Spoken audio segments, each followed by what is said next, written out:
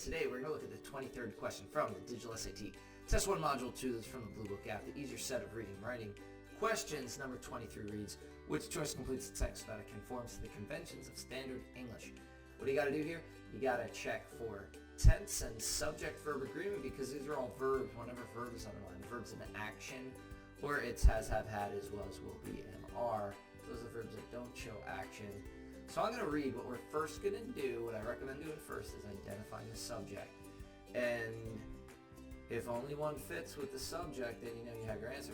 So from the beginning of the paragraph, the classical children's board game Chutes and Ladders is a version of an ancient Nepalese game, Paramapada Sopanapata.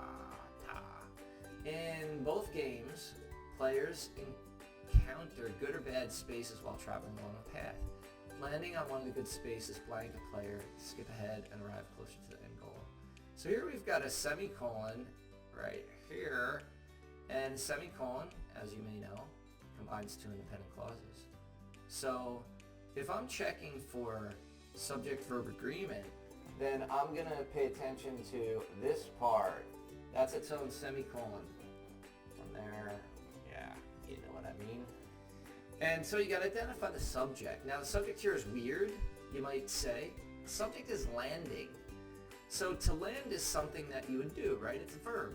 But a lot of times when you put an ing on the end of a verb, it behaves like a noun. As in, if I say swimming is my favorite sport, then swimming is the noun there. Is the verb. So swimming is the subject of is. So here it's landing. On one is a prepositional phrase. You got to take them out when identifying subject-verb agreement. Of the good space is another prepositional phrase. You got to make sure you're able to identify them and take them out when identifying subject-verb agreement. So would you say landing allow a player? If it's ever unclear what verb the subject goes best with, replace plurals with they, replace singulars with it. Landing is singular. So would you say it allow? No. It have allowed? No. It are allowing? No. It allows. A is going to be your correct answer. Landing allows a player to skip ahead and arrive closer to the end goal.